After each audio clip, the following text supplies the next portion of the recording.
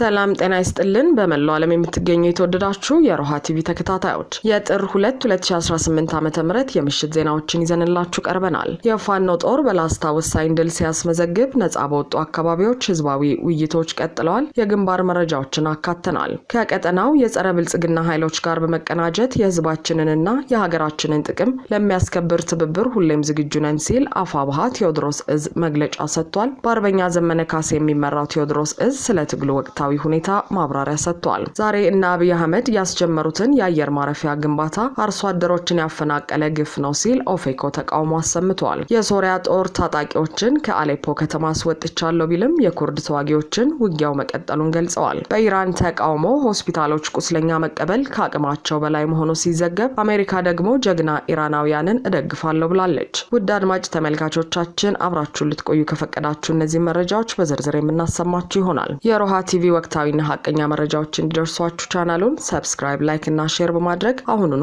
ቤተሰብ ይሁኑ።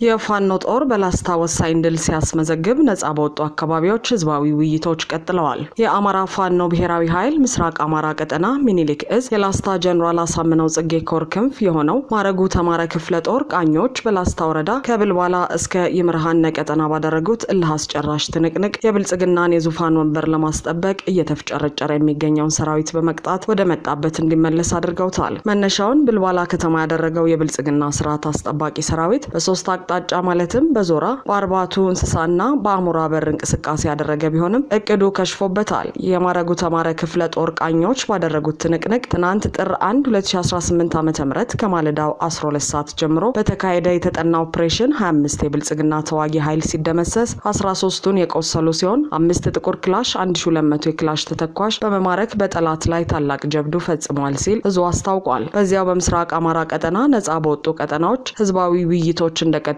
ይገኛሉ። የአማራ ፋኖ ብሔራዊ ኃይል ምስራቅ አማራ ቀጠና ሚኒሊክ እዝ ላስታ አሳምነው ኮር ነጻ ባወጣቸው ቀጠናዎች በሰሜን ወሎ ዞን ላስታ ወረዳ ከሚገኙ ቀበሌዎች መካከል ከድብኮ ቀበሌ ነዋሪዎች ጋር ህዝባዊ ውይይት ተደርጓል። ዛሬ በዕለተ ቅዳሜ ጥር 2 2018 ዓ.ም በሰሜን ወሎ ዞን በላስታ ወረዳ ከድብኮ ቀበሌ ነዋሪዎች ጋር ህዝባዊ ውይይት በማድረግና ማህበረሰባዊ የቀጣይ አቅጣጫ በማስቀመጥ ውይይቱ ተጠናቋል። በውይይቱ የትግሉ መነሻ ምክንያቶች ምን ነበሩ ከሚለው ወሳኝ ጥያቄ በመነሳት ትግሉ አሁን ያለበት ጠቅላላ ሁኔታ፣ ትግሉ ያመጣው መልካም አጋጣሚ፣ የትግሉ ተግዳሮቶች፣ የትግሉ የቀጣይ አቅጣጫ እንዲሁም የግል ታጣቂዎችን በማደራጀት አካባቢያቸውን ከአብይ አህመድ ሰራዊት እንዲጠብቁ ግንዛቤ ተሰጥቷል። በራስ አስተዳደርና በጸጥታ ጉዳይ ደግሞ የሀገር ሽማግሌዎች፣ የሰላም ኮሚቴዎች፣ የቅሬና የእድር እንዲሁም የእምነት አባቶች ሚና እንዲሁም የወጣቱ ኃላፊነት ተገምግሞ ቀጣይ እቅዶች ይፋ ሆነዋል ሲል የአማራ ፋኖ ብሔራዊ ኃይል ምስራቅ አማራ ቀጠና ሚኒሊክ እዝ ሚዲያና ኮሙኒኬሽን መረጃውን አጋርቷል። በዚህም ውይይት ላይ ከዚህ ቀደም በላስታ ወረዳ ጊዜያዊ አስተዳደር ለቀበሌው አስተዳዳሪ ይሆናሉ ተብለው የነበሩ የቀበሌውና የጎጥ የሲቪል መዋቅር አመራሮችን ሹምሽር በማድረግ እንደ አዲስ ለአማራ ህዝብና ለአማራ ፋኖ ይጠቅማሉ ያላቸውን አመራሮችን መመደባቸውም ታውቋል። በዚህ ህዝባዊ ውይይት ላይም የአፋብሃ ምስራቅ አማራ ቀጠና ሚኒሊክ እዝ ምክትል ወታደራዊ አዛዥና የላስታ አሳምነው ኮር ሰብሳቢ አርበኛ ወንድሙ ማሩ፣ የሚኒሊክ እዝ ሚዲያና ኮሙኒኬሽን መምሪያ ኃላፊ አርበኛ ደረበ መኮንን፣ የላስታ ወረዳ ጊዜያዊ አስተዳደር ዋና አስተዳዳሪ 10 አለቃ ነጋ ፈንቴ፣ የላስታ ወረዳ ጊዜያዊ አስተዳደር አመራሮችና የእሸት ክፍለ ጦር አመራሮች ተገኝተው ማብራሪያ ሰጥተዋል። የጸረ ብልጽግና ኃይሎች ጋር በመቀናጀት የህዝባችንንና የሀገራችንን ጥቅም ለሚያስከብር ትብብር ሁሌም ዝግጁ ነን ሲል አፋብሃ ቴዎድሮስ እዝ መግለጫ ሰጠ። የአማራ ፋኖ ብሔራዊ ኃይል ቴዎድሮስ እዝ የአደረጃጀት ማሻሻያ መጠናቀቅን አስመልክቶ በወታደራዊ አዛዡ ሻለቃ ዝናቡ ልንገረው በኩል በሰጠው መግለጫ ለተለያዩ አካላት ትግሉን የተመለከተ አስቸኳይ ጥሪውን አቅርበዋል። የህልውና ትግሉ ባለፉት ከ30 በላይ ወራት ራሱን በማጠናከርና ጠላትን በማዳከም እንዲሁም በዲፕሎማሲው መስክ ያለማ አቀፉ ማህበረሰብ ተደራሽ ለማድረግ ትኩረቱን አድርጎ ቆይቷል ያለው መግለጫው በዚህም ሂደት ትግሉ የሚጠይቀውን መስዋዕትነት ስልታዊ በሆነ መልኩ በመቀነስ አያሌ ግቦችን አሳክቷል ሲል አመልክቷል። የህልውና ትግሉ ባለፉት ከ30 ወራት ራሱን በማጠናከር ጠላትን በማዳከም እንዲሁም በዲፕሎማሲ መስክ የዓለም አቀፉ ማህበረሰብ ተደራሽ ለማድረግ ትኩረቱን አድርጎ ቆይቷል። በዚህም ሂደት ትግሉ የሚጠይቀውን መስዋዕትነት ስልታዊ በሆነ መልኩ በመቀነስ አያሌ ግቦችን አሳክቷል። የጠላትንም ወረራ በመመከትና ሊያደርስ ያቀደውን የዘር ማጥፋት መጠን ከመቀነስ ባሻገር በወታደራዊ በፖለቲካዊ፣ በኢኮኖሚው፣ በመረጃና በዲፕሎማሲ ግንባሮች ሁሉ ማዳከም ተችሏል። በውጤቱም ጠላት አንዲት የረፍት ቀን እንዳይኖረው በአዲስ አበባም ድንጉጥ ሆኖ መጨረሻውን እንዲጠባበቅ ማድረግ ተችሏል። በዓለማችን ሀያላን መንግስታት ዘንድም የተናቀና የተጠላ እንዲሁም በሌላ ኃይል መቀየሩ አስፈላጊ መሆኑ የታመነበት ማድረግ ተችሏል።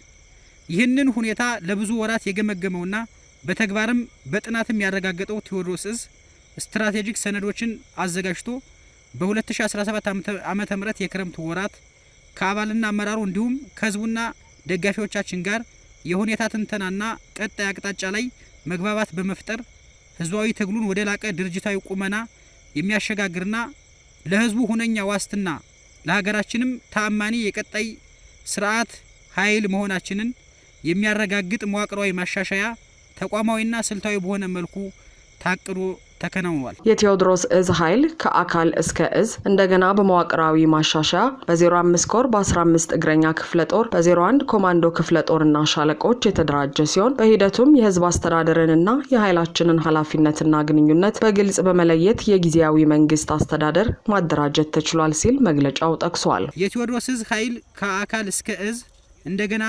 በመዋቅራዊ ማሻሻል በ5 ኮሮች በ15 እግረኛ ክፍለ ጦሮች በአንድ ኮማንዶ ክፍለ ጦርና ሻለቆች የተደራጀ ሲሆን ግዙፍ ኮሮች ደምሳሽ ክፍለ ጦርና ሰባሪ ሻለቆች ተደራጅቶ ለቀጣይ ህዝባዊና ድርጅታዊ ግዳጅ ዝግጁ ከመሆናቸው ባሻገር የጠላትን የቡድንና የነፍስ ወከፍ የሜካናይዝድ መሳሪያዎችን መማረክ ጀምረዋል።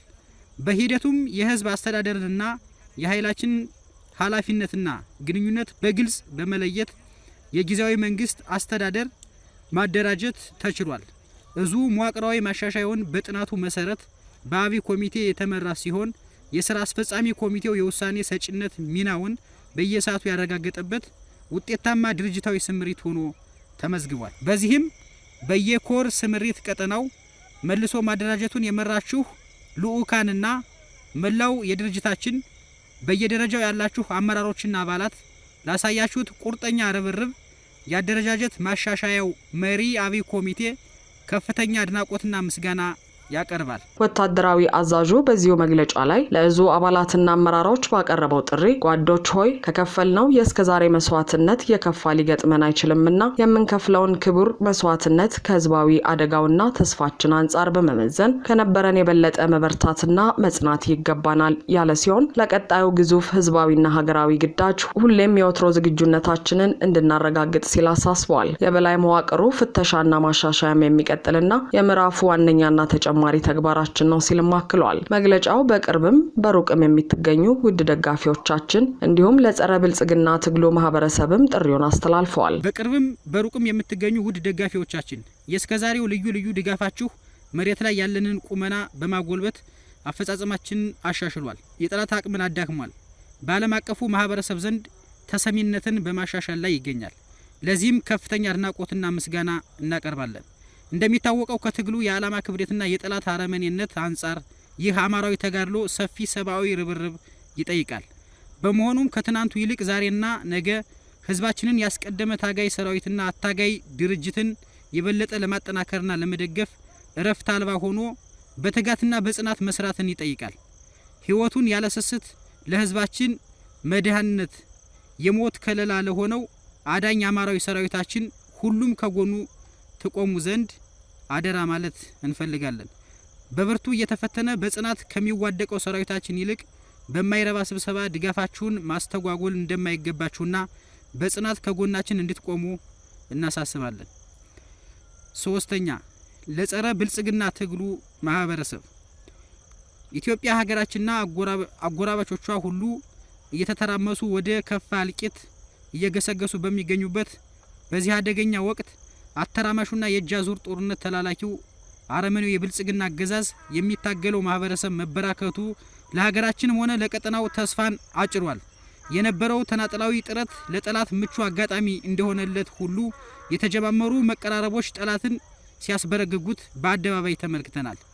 ኢትዮጵያውያን የትግሉ ማህበረሰብ አካላት የጠላትን የጥፋት ፍጥነትና የመፍትሄውን አስቸኳይነት በመገንዘብ ከነበረው ቀርፋፋ አካሄድ የተላቀቀ ትብብር በማድረግ ከቀጠናው የጸረ ብልጽግና ኃይሎች ጋር በመቀናጀት እንዲሁም የተሳለጠ የጋራ ዲፕሎማሲ በመስራት ድላችንን ባጭር ጊዜ እንድናደርግ ብርቱ ጥሪያችንን እናቀርባለን። በበኩላችን የህዝባችንና የሀገራችንን ጥቅም ለሚያስከብር ትብብር ሁሌም ዝግጁነታችንን እናረጋግጣለን። ለዓለም አቀፍ ሰብአዊ መብት ተቋማትና ለዓለም አቀፉ ማህበረሰብ በቀረበው ጥሪ ደግሞ የአማራ ህዝብ ሁኔታ የኢትዮጵያ ሁኔታ ለውስጣዊ ሰብአዊ ቀውስ ብቻም ሳይሆን ለአፍሪካ ቀንድና ለመካከለኛው ምስራቅ ሁሉ የትርምስ ምንጭና አካል የሆነ በመሆኑ የትርምሱ ምንጭ የአረመኔው አብይ አህመድ አገዛዝ እንዲያበቃና ልዩ ልዩ አስገዳጅ የለውጥ ማዕቀቦችን በመጣልና የትግሉን ማህበረሰብ በመደገፍ ዓለም አቀፋዊ ግዴታቸውን እንድትወጡ ሲል እዙ አሳስበዋል። ዛሬና አብይ አህመድ ያስጀመሩትን የአየር ማረፊያ ግንባታ አርሶ አደሮችን ያፈናቀለ ግፍ ነው ሲል ኦፌኮ ተቃውሞ አሰማ። የኦሮሞ ፌዴራላዊ ኮንግረስ በኦሮሚያ ክልል በምስራቅ ሸዋ ዞን አቡሴራ ወረዳ ሊገነባ የታቀደውን የሜጋ ኤርፖርት ፕሮጀክት አስመልክቶ በአካባቢው ማህበረሰብ ላይ የተጋረጠውን ስጋት ለህዝብ ለማሳወቅ ይህንን መግለጫ አውጥቻለሁ ብሏል። ኦፌኮ ባለፉት 3 ዓመታት የሸገር ከተማ ምስረታንና የአዲስ አበባ ኮሪደር ልማትን ተከትሎ የተከሰተውን ህገወጥ የመፈናቀል ማዕበል በተመለከተ ተከታታይ ማስጠንቀቂያዎችን ሲሰጥ መቆየቱን አስታውሷል። ይሁንና አሁን በአቡሴራ ወረዳ የተፈጠረው ሁኔታ ችግሩ ወደ አደገኛና የከፋ ደረጃ መሸጋገሩን ያሳያል ያለው መግለጫው መንግስት ከዚህ ቀደም መፈናቀል ይቁም በሚል ያቀረብነውን ጥሪ ችላ በማለቱ ዛሬ ለአቡ ማህበረሰብ ይህንን ልዩ ቀይ ማስጠንቀቂያ ለመስጠት ተገድናል ሲል አክሏል። ኦፌኮ የመሰረተ ልማት አውታሮች ለሀገርና ለክልላችን ኢኮኖሚያዊ እድገት ያላቸውን ፋይዳ ሙሉ በሙሉ ይቀበላል። ሆኖም ግን ፕሮጀክቱ እየተተገበረበት ያለው መንገድ የአካባቢውን ነባር ማህበረሰብ ከቅድመ አያት ርስቱ የሚያፈናቅልና ታሪኩን የሚያጠፋ በመሆኑ በጽኑ እንቃወማለን ሲል አስምሮበታል። ኦፌኮ የማህበረሰቡን የድረሱልን ጥሪ በጥሞና አድምጦ ተቀብሏል ያለው መግለጫው የአቡሴራ ማህበረሰብን ዋይታ እንሰማለን፣ እናስተጋባለን። ከ3000 በላይ አባወራዎችና 15000 የሚጠጉ ነዋሪዎች ከአቡ አቺሮ፣ አቡ ጋርቢ፣ አቡ ኮምቦልቻ፣ አቡ ሎያ፣ አቡ ሉግና እና አቡ ሳርካማ ቀበሌዎች ለመፈናቀል የተጋረጠባቸውን አደጋ ለመመከት ከጎናቸው እንቆማለን ሲል አክሏል። የኦሮሞን አርሶ አደር ያለበቂ ምክክርና ፍቃድ ከርስቱ ማፈናቀል እንዲሁም ህዝቡን በድንገተኛ ትዕዛዝና ማስፈራሪያ እንዲለቅ ማድረግ ህገወጥና ሞራል ቢስ አካሄድ ነው ያለው ኦፌኮ ከዚህ ቀደም በቦሌ በቆቃና በወንጂ ስኳር ፋብሪካ ፕሮጀክቶች በህዝባችን ላይ የደረሰው አሳዛኝ ታሪክ በአቡሴራ ላይ እንዳይደገም አሳስባለሁ ብሏል። ለአርሶ አደሩ መሬት የህይወቱ ዋስትና እንጂ የሚሸጥ ሸቀጥ አይደለም ያለው ኦፌኮ በዚህ ሂደት ለሚያልቅ የገንዘብ ካሳ አርሶ አደሩን ማፈናቀል ለትውልድ የሚተላለፍ ድህነትን መፍጠር ነው ሲልም ተቃውሞውን አሰምቷል። ገለልተኛ የሆነ የማህበራዊና የአካባቢ ተጽዕኖ ጥናት ተካሂዶ ለህዝብ ይፋ እስኪደረግ ድረስ የአቡሴራ ማህበረሰብ ላይ የሚደረገው ማስፈራሪያና መፈናቀል በአስቸኳይ ይቁም ያለው ኦፌኮ የዓለም አቀፍ ፋይናንስ ተቋማት፣ የአፍሪካ ልማት ባንክና ሌሎች አበዳሪዎች ፕሮጀክቱ ዓለም አቀፍ የሰብአዊ መብት መስፈርቶችን ማሟላቱን እንዲያረጋግጡ ጠይቋል።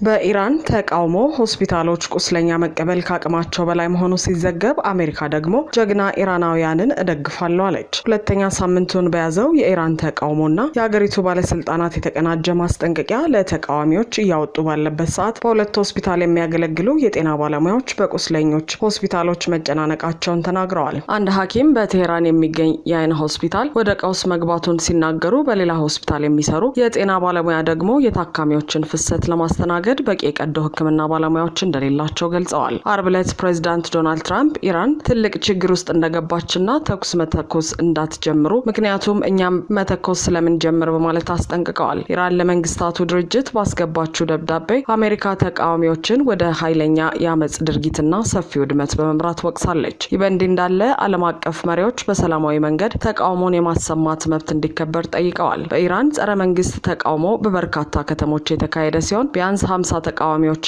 15 የጸጥታ አካላት መገደላቸውን ሁለት የሰብአዊ መብት ድርጅቶች አስታውቀዋል። ድርጅቶቹ በተጨማሪ እስካሁን ድረስ 2311 የተቃውሞ ሰልፈኞች መታሰራቸውን ዘግበዋል። ቢቢሲና ሌሎች ዓለም አቀፍ መገናኛ ብዙሃን ኢራን ውስጥ መዘገብ የተከለከሉ ሲሆን ካለፈው ሐሙስ ጀምሮ አገሪቱ ሙሉ ለሙሉ በሚያስብል መልኩ የኢንተርኔት ግንኙነትን መዝጋቷ መረጃ ማግኘትንና ማረጋገጥን ፈታኝ አድርጎታል። በሳተላይት የኢንተርኔት ግንኙነት ከቢቢሲ ጋር የተገናኙ አንድ ሐኪም የቴህራን ዋና የአይን ልዩ ማዕከል ድንገተኛ አደጋዎች መጨናነቁን ተናግረዋል። በኢራን እየተካሄደ ያለው የተቃውሞ ሰልፍ 13ኛ ቀኑን በያዘበት በአሁኑ ወቅት የአሜሪካ ውጭ ጉዳይ ሚኒስትር ማርኮ ሩቢዮ ለሰልፈኞቹ ያላቸውን ድጋፍ ገልጸዋል። ሩቢዮ በኤክስ ገጻቸው ላይ ባሰፈሩት መልእክት ዩናይትድ ስቴትስ ጀግና ኢራናውያንን ትደግፋለች ብለዋል።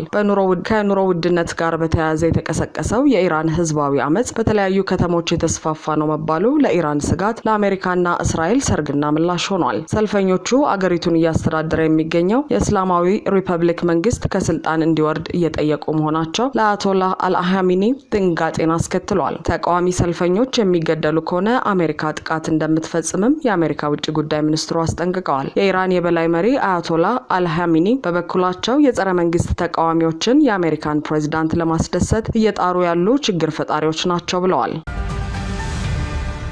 የሶሪያ ጦር ታጣቂዎችን ከአሌፖ ከተማ አስወጥቻለሁ ቢልም የኩርድ ተዋጊዎችን ውጊያው መቀጠሉን ገለጹ። ለቀናት ከዘለቀ ውጊያ በኋላ የሶሪያ ጦር አሌፖ ከተማን ከኩርድ ተዋጊዎች ሙሉ በሙሉ ነጻ ማድረጉን ዛሬ ጠዋት ቢያስታውቅም የኩርድ ተወካዮች ግን የሶሪያ ጦርን መግለጫ አጣጥለው ውጊያው ቀጥሏል ብለዋል። የሶሪያ መንግስት ኃይሎችና የኩርድ ተዋጊዎች ከማክሰኞ አንስቶ በሚሊዮን የሚቆጠር ህዝብ በሚኖርባት የሶሪያዋ ጥንታዊ ከተማ አሌፖ ላይ እየተፋለሙ ይገኛሉ። እንደ አዣንስ ፍራንስ ዘገባ በውጊያው ከ20 በላይ ሰዎች ተገድለዋል። የጊዜያዊ ፕሬዝዳንት አህመድ አልሻራ ወታደሮች በኩርድ ቁጥጥር ስር የሚገኘው የሼክ ማክሱድን አካባቢ 55 በመቶ ክፍል መቆጣጠራቸውን የአልጀዚራ አረብኛ ዝግጅት ቀደም ብሎ የሶሪያ ጦርን ዋቢ አድርጎ መዘገቡን የጀርመን ድምጽ አስታውሷል። እንደ ዜና አውታሩ መረጃ በአካባቢው የተካሄደውን ውጊያ ሸሽተው የተሰደዱ ሰዎች ቁጥር 162,000 ደርሷል። ለቀናት በአሌፖ የዘለቀው ውጊያ ከአንድ ዓመት ገደማ በፊት የቀድሞ ፕሬዝዳንት በሽር አልአሳድ ከስልጣን ከተወገዱ በኋላ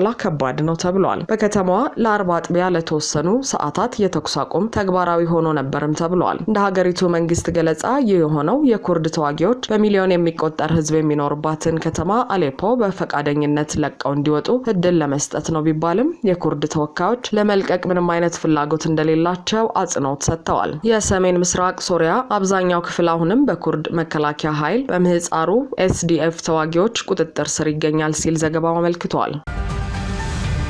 አድማጭ ተመልካቾቻችን የሰዓቱ የሮሃ ቲቪ ዜናዎች የተከታተላችኋቸውን ይመስሉ ነበር። አብራችሁን ስለነበራችሁ ከልብ እናመሰግናለን።